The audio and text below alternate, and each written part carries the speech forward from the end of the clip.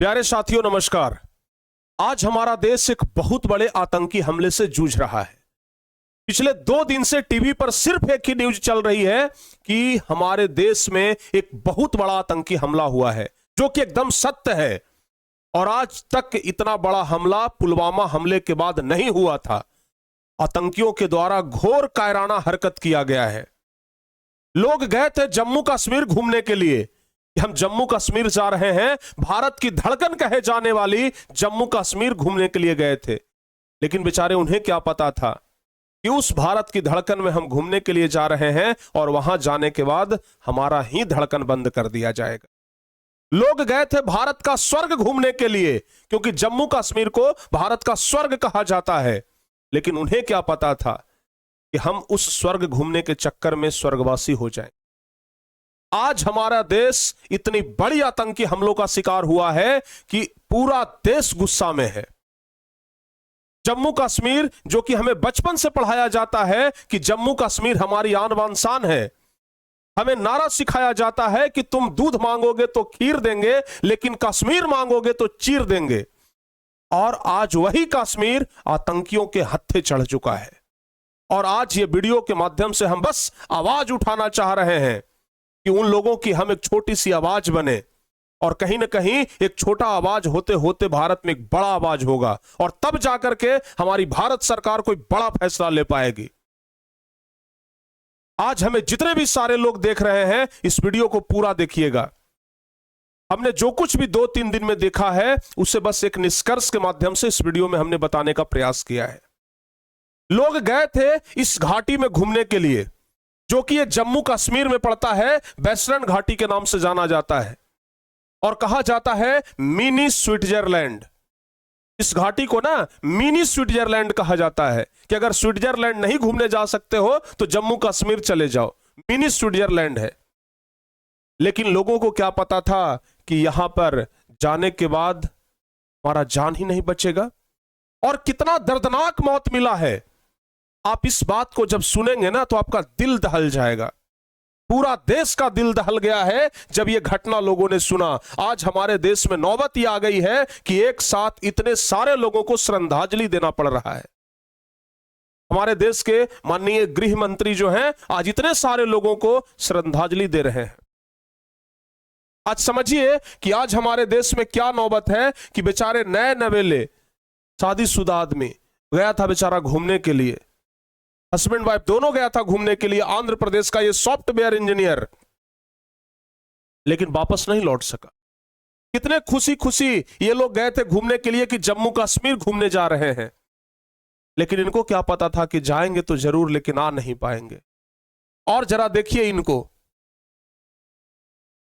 नया शादी हुआ था, बस कुछ ही दिन पहले प्लान बनाए थे कि जम्मू कश्मीर घूमने जाएंगे, हमारे देश की धड़कन कहे जाने वाली जम्मू कश्मीर घूमने जाएंगे, हमारे देश के स्वर्ग कहे जाने वाली जम्मू कश्मीर घूमने जाएंगे। लेकिन इनको क्या पता था कि हमारे सामने ही हमारे हस्बैंड को इस तरीके से मार दिया जाएगा। आप देख रहे हैं कि किस तरीके से वाइफ के सामने हस्बैंड के छाती में गोली मार दिया गया है, सिर्फ यह पूछ करके कि तुम हिंदू हो कि मुस्लिम। सिर्फ धर्म के नाम पर लोगों की हत्या कर देना यह कहां से उचित है? क्या दुश्मनी था इन लोगों से जो लोग वहां घूमने के लिए गए थे? और पता है ऐसा क्यों किया गया है? सिर्फ एक कारण की वजह से, ताकि लोगों के मन में डर बैठ जाए और लोग जम्मू कश्मीर दोबारा घूमने के लिए ना आए। सिर्फ इसलिए यह किया गया है ताकि कोई भी लोग जम्मू कश्मीर घूमने जाने से पहले 100 बार सोचेगा। लोगों के अंदर बस डर पैदा किया गया है इस बड़ी घटना के माध्यम से। अन्यथा जो लोग घूमने के लिए जाते हैं उनसे क्या दुश्मनी है आतंकियों का? बस सरकार को एक मैसेज देना है कि जम्मू कश्मीर में हम लोगों को घूमने नहीं देंगे। क्योंकि जब इस व्यक्ति को मारा गया तो यह महिला चिल्ला चिल्ला करके कहने लगी, यह महिला चिल्ला चिल्ला करके कहने लगी, यह लड़की चिल्ला करके कहने लगी कि जब हमारे पति को मार दिए हो तो हमें भी मार दो, हमें क्यों जिंदा छोड़ रहे हो?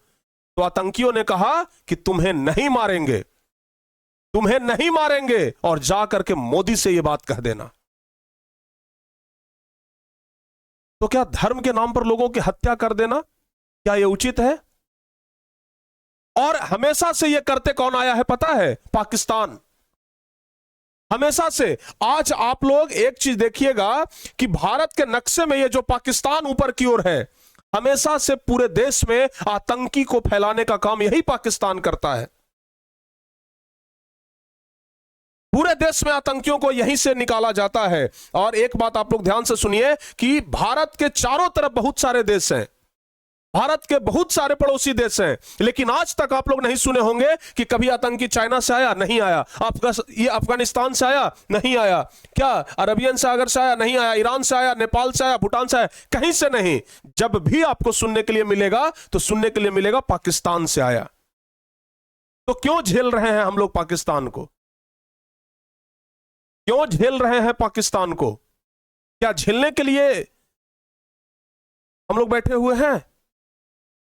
भारत सरकार जो इतनी बड़ी बड़ी दावे करती है कि हमारे पास राफेल है, दुनिया के बड़े बड़े हथियार हैं, फिर क्यों नहीं इस्तेमाल हो जाता है ये, मतलब ऐसे पाकिस्तान पे? आज ये पाकिस्तान हमारे देश में तबाही मचा रहा है और हम लोग चुपचाप बैठे हैं। लेकिन हमें पूरा भरोसा है कि भारत सरकार चुपचाप नहीं बैठेगी, कुछ बड़ा एक्शन तो जरूर होगा और होना भी चाहिए। और उसी बड़े एक्शन के लिए हमने आज इस वीडियो के माध्यम से बस एक आवाज उठाई है। कुछ लोगों को ही सही, लेकिन पता तो चले, कुछ लोग ही सही हमसे प्रभावित होकर के वो भी तो कम से कम आवाज उठाएं, क्योंकि जब सब लोगों का आवाज उठेगा तभी हंगामा होगा और तभी जाकर के भारत सरकार कुछ बड़ा फैसला ले पाएगी। आप लोग देखिए जरा ध्यान से, ये जो हमला हुआ है, इस हमले का जिम्मेदारी ये व्यक्ति लिया है। ये व्यक्ति खुलेआम कह रहा है कि ये हमला हमने करवाया है और इस व्यक्ति का नाम है शेख साजिद गुल। इस व्यक्ति का नाम है शेख साजिद गुल और इसने खुलेआम कहा है कि हमला हमने करवाया है। और यह एक आतंकवादी संगठन से जुड़ा है जो कि है टीआरएफ। टीआरएफ एक आतंकवादी संगठन है और इसने जिम्मेदारी लिया है कि यह हमला हमने करवाया। 2019 में यह संगठन का शुरुआत हुआ था। 2023 में भारत सरकार के द्वारा, 2023 में भारत सरकार के गृह मंत्रालय के द्वारा इसे एक आतंकवादी संगठन घोषित किया गया था। और देखिए 2023 में इसे आतंकवादी संगठन घोषित किया, महज 2 साल के अंदर में इसने कितना बड़ा कांड किया कि पुलवामा अटैक के बाद यह सबसे बड़ा अटैक हुआ है। और बिना किसी गलती के निहत्थे लोगों पर, जो बेचारे घूमने गए थे, और वैसे लोगों को जान मार दिया गया। वीडियो देखने के बाद ना रोना आता है, लगता है कि भाई क्या गुनाह था इनका। आप सोचिए ना जरा, इनका क्या गुनाह था। देखिए क्या गुनाह था इनका। कुछ दिन पहले शादी हुआ था, घूमने के लिए गई थी और इनके सामने इनके पति के छाती में गोली मार दिया गया। और यह पूछ करके कि तुम हिंदू हो कि मुस्लिम, नमाज पढ़ो, नमाज नहीं पढ़ा तो गोली मार दिया। नाम पूछा, नाम क्या है, जैसे ही हिंदू नाम बताया गोली मार दिया। कहां से ये उचित है? तो बस यह वीडियो एक आवाज है और हम चाहते हैं कि यह आवाज बुलंद होनी चाहिए। जितने सारे लोग आवाज उठाएंगे उतनी ही भारत सरकार हमारी मजबूत होंगी। और आज ये देश इस स्थिति में है कि यहां पर किसी को दूसने का, किसी के ऊपर अफवाह उड़ाने का और किसी के ऊपर आरोप प्रत्यारोप करने का समय नहीं है। चाहे सरकार पक्ष में हो या फिर विपक्ष की सरकार हो, कोई भी हो, पक्ष हो चाहे विपक्ष हो, सब लोगों को बस एक सुर में एक ही चीज बोलना चाहिए कि किसी भी तरीके से हो लेकिन बदला चाहिए, भयंकर बदला चाहिए। जैसे हुआ था ना, पाकिस्तान में घुस करके मारा गया था, फिर से एक बार उसी प्रकार से होना चाहिए। और अगर ज्यादा हो तो फिर नक्शा से हटाइए इसे, क्योंकि बार बार यही घटना करवा रहा है। कितना दिन हुआ है पुलवामा अटैक का, जहां लोग 14 तारीख को वैलेंटाइन डे मनाते थे, आज 14 तारीख को लोग, 14 फरवरी को लोग ब्लैक डे मनाते हैं। सोचिए, ये इतनी बड़ी घटनाएं जो हो रही है सिर्फ एक देश की वजह से, एक छोटे से देश की वजह से, पाकिस्तान की वजह से। और भारत के लिए उसे नस्तानाबूद करना कोई बहुत बड़ी बात नहीं है। भारत अगर चाह जाए ना तो घंटों में उसे नस्तानाबूद कर देगा। लेकिन वो इस बात को नहीं समझ रहा है कि हमारी ताकत क्या है। अरे खुद तो भीख मांगते फिर रहे हो भाई, खुद तो भीख मांगते फिर रहे हो और चले हो दुनिया को तबाह करने के लिए। इतना छोटा सा देश है, बस देख लीजिए, और हमारा भारत इतना बड़ा है। और इतना छोटा होकर के चले हो कि हम दुनिया को तबाह कर देंगे। 1 घंटे का बस चाहिए, बस 1 घंटे में तो तुम नक्शे से उड़ जाओगे, और ये जो तुम्हारा नक्शा है ना, ये भारत में मिल जाएगा। और बैठे हुए हैं गृह मंत्री अमित शाह जी, मोदी जी, और हमें लगता है, पूरा विश्वास है कि वे लोग चुप नहीं बैठेंगे। बहुत जल्द कोई बहुत बड़ी एक्शन होगी। और अभी अभी हमें देखने के लिए मिला है, कल ही ये फैसला आया था कि सरकार ने 5 बड़े फैसले ले भी लिए हैं, जिसमें है कि सिंधु जल समझौता को रोक दिया गया है। तुरंत बोला गया कि सिंधु जल समझौता अब खत्म, रोक दिया गया। अटारी बॉर्डर को बंद कर दिया गया है। उसके अलावा पाकिस्तान नागरिक सार्क वीजा से भारत में एंट्री नहीं कर पाएंगे। किसी भी पाकिस्तानी को भारत में एंट्री पर बैन लग गया है, ठीक है ना। और जो लोग पाकिस्तानी भारत में आए थे, उनको यह हिदायत दी गई है कि 48 घंटे के अंदर भारत से चले जाओ, 48 घंटे के बाद भारत में दिखना नहीं चाहिए। उसके अलावा पाकिस्तानी दूतावास को बंद कर दिया गया है। 1 हफ्ते में ये पाकिस्तानी राजनयिक भारत छोड़ दें, ऐसा ऐलान कर दिया गया है। और सारे पाकिस्तानियों का वीजा रद्द कर दिया गया है। इतनी बड़ी फैसला, सरकार के 5 बड़े फैसले ले भी लिए गए हैं। लेकिन यह फैसला काफी नहीं है, इससे काम होने वाला नहीं है। सरकार को बदला लेना ही होगा, बिना बदले का कुछ नहीं होगा, क्योंकि बदले की आग में आज पूरा भारत जल रहा है। सब लोग आवाज उठा रहे हैं, सब लोग एक साथ मिल करके आवाज उठा रहे हैं। सब लोगों का बस एक ही कहना है कि ईंट का जवाब पत्थर से मिलना चाहिए। उसने 27 लोगों को मारा है, भारत सरकार उसके अंदर घुस करके उससे कई गुना ज्यादा लोगों को मार के आए। और यह होना ही चाहिए। और आप लोग भी, जितने भी लोग इस वीडियो को देख रहे हैं, कम से कम आप लोग आवाज जरूर उठाइए और इस वीडियो को ज्यादा से ज्यादा शेयर करिए, ताकि सब लोगों के पास ये वीडियो पहुंच सके। बस ये वीडियो एक छोटा सा आवाज है, नहीं तो आज तक हम कभी भी इन सब टॉपिक के ऊपर वीडियो नहीं बनाया। लेकिन ये सवाल हमारे देश की है, और अगर हमारे देश की सवाल है तो देश से बढ़कर के कुछ नहीं है। अगर देश है तो हम हैं, तो फिर पहले देश होना चाहिए।